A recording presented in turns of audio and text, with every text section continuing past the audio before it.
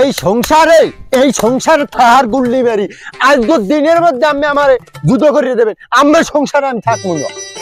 কি হয়েছে সেইটা আবার খুললে আমি বুঝবেন না আমের যে কাম ডেলি 3-4 বিশ তালাক দাও আমের, কিন্তু আমি বাপ দেখিয়ে হ্যাঁ আমের দেই না। আমি আমার দুঃখ বুঝবেন না।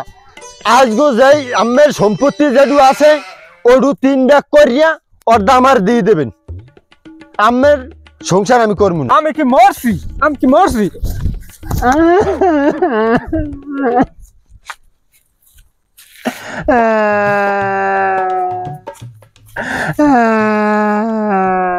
সংসার আমি করবো না।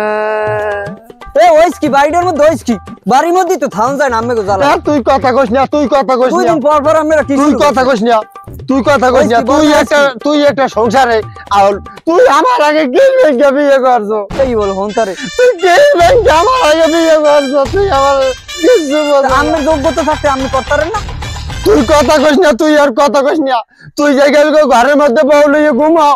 এখানে আমার বুকটার মধ্যে আছে পার মারে, আব্বা তো বোঝে না। তুই একটা সিমে আর তুই ভাই নামে কলঙ্ক।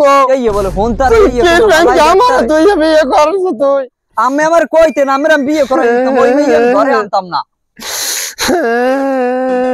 ঘরে বইয়ে বুদ্ধি বেহান ধরছেন। আজকে মেম্বার চেয়ারম্যানের দ্বার যাবো, আমার সালিশি করাই লাগবে, আমার বিয়ে করানি লাগবে, আমার জায়গা জমি সব ভাগ করে দেওয়া লাগবে। আমি আজকে মেম্বার চেয়ারম্যানের দ্বার যাবো, 2 বাহাই পুতুল লাগবে বুঝো আছে। আমি যান আজকে বাড়তে কি ওই যাই মীমাংসা ম্যাচ করিয়ে দেবেন আপনারা। প্রত্যেক দিন কি হয় একটু দেখি। চেয়ারম্যান সাহেব চেয়ারটা টান দিয়ে মারি দেবন। বসে চেয়ারম্যান সাহেব তোগো বাড়ি বারে বারে কি আমরা সালিশি করতাম?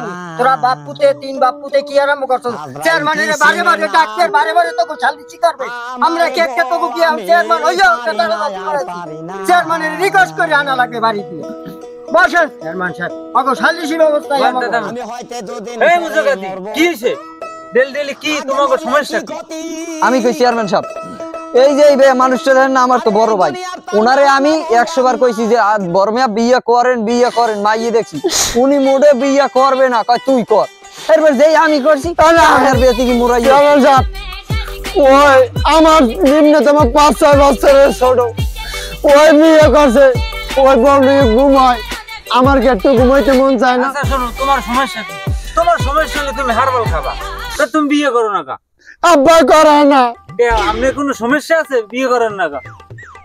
আমার সমস্যা কি ইয়ার আম কই তুই একখান তো দেখ কোন একটা বিয়ে কর, লাগে টাকা পয়সা দেয়া লাগে আমি দিমু না। এই সব বিচার চেয়ারম্যানে করবে কি? চেয়ারম্যানে কি ওরে বাচ্চা দেবে আর বউ দেবে? চেয়ারম্যানে তোমরা বারে বারে চেয়ারম্যানে ডাকবা, বাচ্চা বছর দেবে, ও চেয়ারম্যানে আইয়ে তোমাকে বাচ্চা দেবে?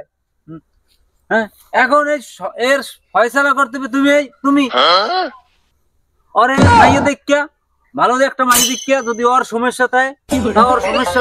চেয়ারম্যান সাহেব আমার একটা হালি আছে, কারণ এই যে কি নেওয়া যায় হেরে জিজ্ঞান, আমি এর কোন কথা কম। তুমি আর হালি নেবা?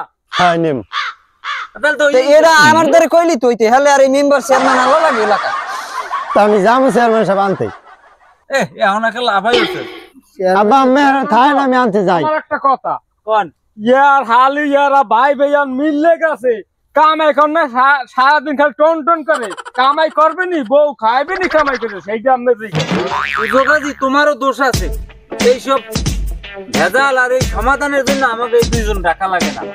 আপনি উজোগাজি একলাই করেন, আমরা ডেলি লাইতেন না, আমরা আপনার সংসারের সমাধান আপনারা 3 বাপ্য মিললেই করতারেন। এই 3 বাপ্যরে আমি হাতে উড়াই দিলাম, ভাই আপনিও কন হাতে উড়াই দিলাম, আপনারা সবাই মিললে মিশে থাকতেন।